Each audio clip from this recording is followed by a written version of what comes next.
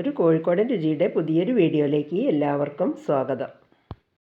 ഇന്ന് ടേസ്റ്റിയും ഹെൽത്തിയും ആയിട്ടുള്ള പഴമയുടെ രുചിക്കൂട്ട് മത്തനിലത്തോരൻ ഉണ്ടാക്കുന്നതാണ് വീഡിയോയിലിട്ടുള്ള റെസിപ്പി. അപ്പോൾ ഈ തോരൻ വയ്ക്കാൻ വേണ്ടിയിട്ട് ഒരു 25ഓളം ഇല പറിച്ചെടുത്തിട്ടുണ്ട്. നല്ല മൂപ്പുള്ള ഇലയാണ് വരുന്നത് കേട്ടോ. ഒരു ഇളയ സൈസ് ഇല ആയിരിക്കണം. എന്നിട്ട് അത് മണ്ണൊക്കെ തുള്ളി നിറച്ചിട്ടാവുമല്ലോ നിൽക്കുക. അപ്പോൾ അത് 2-3 പ്രാവശ്യം നല്ലോണം ഇതുപോലെ ഒലുമ്പി എടുത്തിട്ട് കഴുകിയെടുക്കണം. എന്നിട്ടതൊരു പാത്രത്തിൽ ഇങ്ങനെ കുത്തനെ വെക്കുക. എന്നാൽ ആ വെള്ളമൊക്കെ നല്ലോണം വാർന്നു പോകും. ഇപ്പോൾ ആ കഴുകിയെടുത്ത ഇല ഇതുപോലെ ചെറുതായിട്ട് അരിഞ്ഞെടുത്തിട്ടുണ്ട്. ഇനി തോരൻ ഉണ്ടാക്കാൻ തുടങ്ങുക. അതിന് ചീനച്ചട്ടി അടുപ്പത്തേക്ക് വെച്ചിട്ട് 1.5 ടേബിൾ സ്പൂണ് വെളിച്ചെണ്ണയാണ് കേട്ടോ ഒഴിച്ചു കൊടുക്കുന്നത്. വെളിച്ചെണ്ണ ചൂടായി വരുന്ന സമയത്ത് 1/2 ടീസ്പൂണ് കടുകിട്ട് പൊട്ടിക്കുക. കടുക് പൊട്ടി വരുന്ന സമയത്ത് 1 ടേബിൾ സ്പൂണ് അരിമണി അതിലേക്ക് ഇട്ട് കൊടുക്കുക. അത് കഴുകിയിട്ട് വെള്ളം വരാൻ വെച്ചതായിരുന്നു കേട്ടോ ഒരു അരിപ്പയിൽ. അതൊന്ന് മൂത്ത് പൊരിഞ്ഞ് വരണം. ഇലയൊക്കെ തോരൻ വയ്ക്കുമ്പോൾ കുറച്ച് അരിമണി വറുത്ത് ചേർത്താൽ അത് കടിക്കുമ്പോൾ നല്ല ടേസ്റ്റാണ് കേട്ടോ ഉണ്ടാവുക. ഇപ്പോൾ ഈ അരിമണിയൊക്കെ നല്ലോണം ഒന്ന് മൂത്ത് പൊരിഞ്ഞ് വന്നിട്ടുണ്ട്. ഇനി ഒരു കൈപ്പിടിയോളം ചെറിയ ഉള്ളി അരിഞ്ഞത് അത് അതിലിട്ടിട്ട് നല്ലോണം ഒന്ന് മൂപ്പിച്ചെടുക്കുക. ഈ മത്തൻ്റെ ഇലയിൽ വിറ്റാമിൻ എ ധാരാളമായിട്ട് അടങ്ങിയിട്ടുണ്ട്. അതുപോലെ കാൽസ്യം, അയൺ, ഫൈബർ ഇതൊക്കെ അടങ്ങിയതുകൊണ്ട് അനീമിയ, കണ്ണിൻ്റെ കാഴ്ചശക്തി കൂട്ടാനൊക്കെ ഇത് കഴിക്കുന്നത് നല്ലതാണ് കേട്ടോ. ഇപ്പോൾ ഈ ഉള്ളിയൊക്കെ നല്ലോണം മൂത്ത് വന്നിട്ടുണ്ട്. ഇനി അരിഞ്ഞു വെച്ച മത്തൻ്റെ ഇല അതിലേക്ക് ഇട്ട് കൊടുക്കുക. എന്നിട്ടൊക്കെ കൂടി നല്ലോണം ഒന്ന് ഇളക്കി യോജിപ്പിക്കുക. ഈ സമയത്ത് 1/2 ടീസ്പൂണ് ഉപ്പിട്ട് കൊടുക്കുന്നുണ്ട്.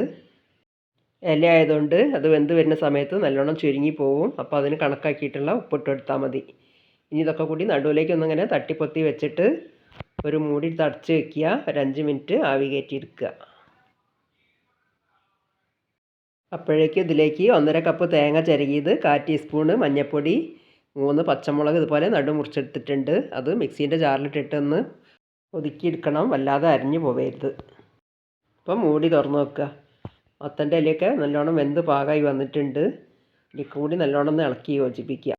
എൻ്റെ ചെറുപ്പത്തിൽ വീട്ടിൽ മത്തൻ ഉണ്ടായിരുന്ന സമയത്ത് അമ്മ ഇടയ്ക്കിടയ്ക്ക് ഇതുകൊണ്ട് തോരനായിട്ടും ഉപ്പേരിയൊക്കെ ആയിട്ട് ഉണ്ടാക്കും കേട്ടോ. ഇനി ആ ഒതുക്കി വെച്ച അരപ്പ് അതിലേക്ക് ഇട്ട് കൊടുക്കുക. എന്നിട്ട് ആ ഇല കൊണ്ട് ഈ അരപ്പിൻ്റെ മേതയ്ക്ക് ഇങ്ങനെ കൂടി തട്ടിപ്പൊത്തി വെച്ചതിന് ശേഷം 2 മിനിറ്റ് ഒന്ന് ആവി കയറ്റിയെടുക്കണം. എന്നിട്ട് ആ അരപ്പൊക്കെ ഈ തോരനിലേക്ക് നല്ലോണം സെറ്റായിട്ട് വരണം. ഒന്ന് മൂടി വെച്ചിട്ട് 2 മിനിറ്റ് ഒന്ന് ആവി കയറട്ടെ.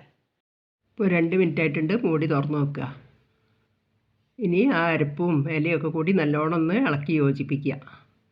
ആ വെള്ളമയമൊക്കെ നല്ലോണം ഒന്ന് ഡ്രൈ ആക്കി എടുക്കണം. അങ്ങോട്ടും ഇങ്ങോട്ടൊക്കെ ഒന്ന് ഇളക്കിയിട്ട്.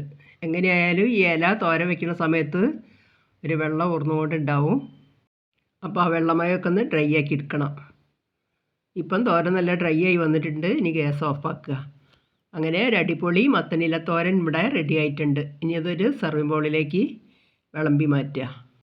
ഇപ്പോഴുള്ള തലമുറയ്ക്കൊന്നും മത്തൻ്റെ ഇലേൻ്റെ പോഷകഗുണങ്ങളെ പറ്റി അറിയില്ല. അപ്പം മത്തൻ്റെ ഇല കിട്ടുന്ന സമയത്ത് ഇതുപോലെ തോരനായിട്ടും ഉപ്പേരിയായിട്ടും ഒക്കെ ഉണ്ടാക്കി കഴിക്കുക. കീടനാശിനി പ്രയോഗമൊന്നും നടത്താത്ത നമ്മുടെ തൊടിയിലുണ്ടാവുന്ന നാച്ചുറലായിട്ടുള്ള ഇതുപോലുള്ള ഇലക്കറികളാണ് കേട്ടോ കഴിക്കേണ്ടത്.